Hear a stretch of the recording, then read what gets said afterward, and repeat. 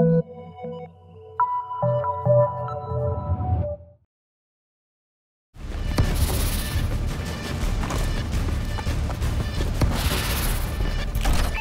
have captured the hardpoint. Hardpoint contested. Hardpoint contested. Hey, this is Zav D'Amatos, and it's almost that Call of Duty time of year again, so I've got Ludwig Hitzman here to talk about Call of Duty Advanced Warfare. I've learned some interesting things about the future. According to Call of Duty Advanced Warfare, this location, as you can see in the shadow of the Golden Gate Bridge in San Francisco, will be at some point in the future turned from a nude beach, which it is right now, into a deadly battleground. The developer of Call of Duty Advanced Warfare is Sledgehammer Games. This is the first game in the new 3-year cycle for the franchise. They have claimed that this will revolutionize Call of Duty. Do you agree? I think there are certainly very obvious changes that come with the futuristic aesthetic. As you can see, the game looks a lot more colorful, they have a lot more variety in terms of the environments, but you'll also get a very dramatic change in the movement that you're used to in Call of Duty.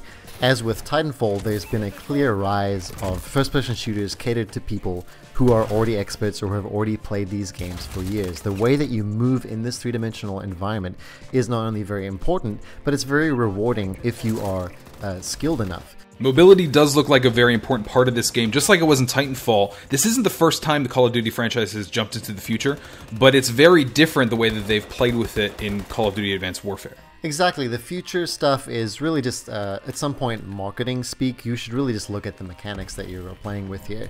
You've got a boost jump, it lets you to do quick forward thrusts, you can dodge mid-air.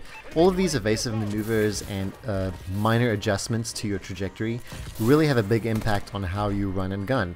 It's a really important part in terms of the reflexes that you display, in terms of how you perceive yourself in the environment. And I think these sort of quick corrections, these boosts, they have a sort of aggressive feel to them in the sense that matches the Call of Duty pace. It's a very aggressive, shoot first, ask questions later kind of game. So having these violent bursts mid-air and changes of direction makes a lot of sense. There's a very liberating sense of movement, and it does take a little bit of skill if you recall the original Xbox game Gun Valkyrie, which was very reliant on changing your direction mid-air and boosting in different directions in order to avoid enemies. There's a similar kind of style in play here, except it's a little simplified, it's a little easier, but you are going to have to get used to clicking your analog stick. You had a chance to play 4 maps. Did you get a sense of whether or not they've been designed with this freedom in mind? Yes, they felt really dense. They seem to have a good sense of verticality. I saw the occasional ladder, which just seems like it's taunting you. Who would use a ladder if you have a jetpack? Out of all the maps that I played, there was Biolab, which has very tight interior spaces, and there were a couple of outer lanes with lots of vertical options. There are also bio canisters being shipped around, which can block shots and really meddle with your plan. There's also Riot, which is a bombed out prison, which is lots of little corridors for chaotic gameplay.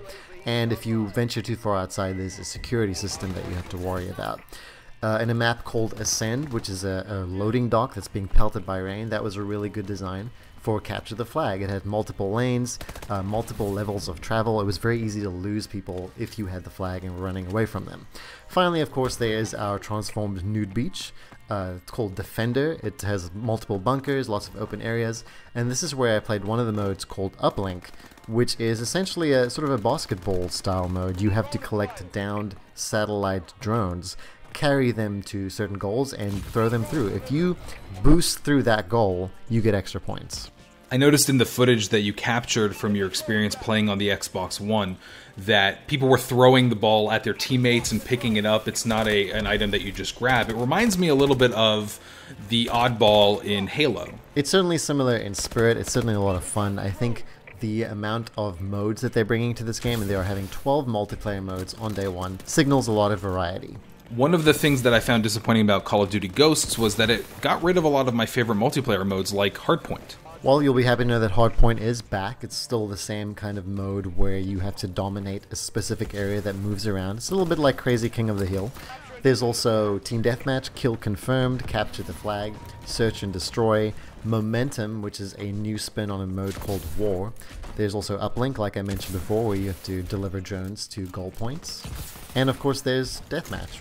With every Call of Duty comes changes from every single team, the way that they dole out things like rewards and customization. How is Advanced Warfare different from previous Call of Duty games, and how is it similar? Well, there's an entirely new reward system that is meant to give you more stuff for the longer you play. These are called supply drops, and this is essentially what they're calling Call of Duty loot. You will get these from earning experience, time played, and completing in-game challenges. At the end of a round, after you've earned supply drops, you open them up, and they spill out different items at random. So you might get specifically crafted weapons that have been modified from the base stats. You might get specific cosmetic attachments for your armor. And these comes in different rarities. So you might get something that is rated as Enlisted, which is the lowest class. Then there's something called Professional, which is the middle tier. And then you have Elite, which is the ultra rare drop that you might get. If you get a really nice shotgun in these supply drops, you'll feel very rewarded. This also spawns my favorite customization in the entire game, which is Enlisted Pants. Well, Enlisted Pants are great at preventing drafts. So you're never quite sure what you'll get out of a supply drop, so sometimes it'll be character gear, you might get custom weapons, you'll get SMGs, bolt-action sniper rifles, directed energy weapons, all the kind of stuff that you can use in the gameplay, and I think the futuristic angle has given them a little bit of opportunity to spice up the weapons in Call of Duty. In fact, one of my favorite weapons that I used throughout was a shotgun that I especially liked relying on while I was cloaked. This is essentially that weapon from that one scene in Minority Report. It's a forceful energy weapon that kind of acts like a shotgun. And all of these weapons, of course, tie into the central customization and progression system in Call of Duty Advanced Warfare, which is now called the Pick 13 system. The Pick 10 system showed up in Call of Duty Black Ops 2, and it allowed you the freedom to select any weapons and gear you wanted to bring into the match. You didn't have to bring in a sidearm, for example. You really had the freedom to decide what you wanted to bring into combat. So Pick 13 is a logical extension of that, and I think it's one of the more interesting examples of Call of Duty as a metagame. Obviously, score streaks return, so you can equip 4 different score streaks if you wanted to. You can use your slots on perks, weapons, mods, wildcards, and what I think particularly is interesting about it is exo abilities. So these are special abilities that are tied to your suit, and some of these actually change battle quite a bit. You can cloak, there's one that destroys grenades if they get too close to you. You can quickly deploy a shield to defend yourself. All of these are tied to a battery, so there is a cost to using them, but it's your choice to equip them. And one of the other neat things about Call of Duty Advanced Warfare is that when you're making changes, you can quickly test anything out in the virtual firing range. It is a holographic target range that lets you make tweaks to your class in real time, and there's no waiting for a loading screen.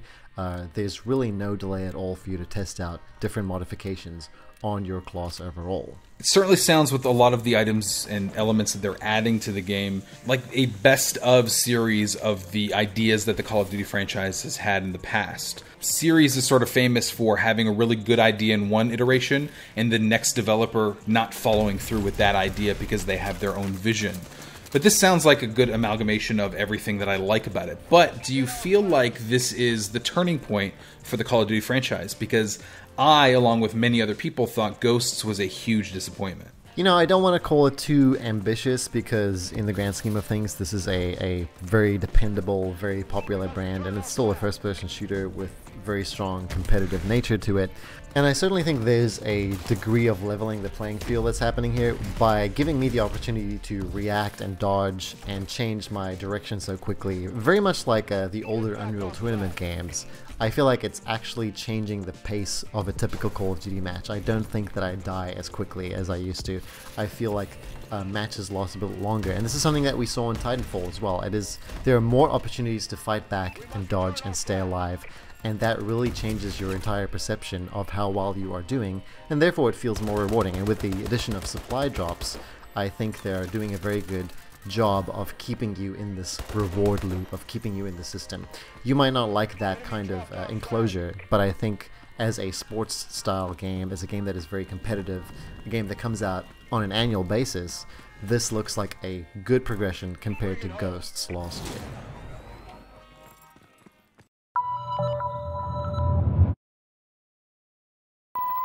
Yes, I have seen the future. I've actually played. No, of course I've actually played. I haven't theoretically played. I have literally played this video game.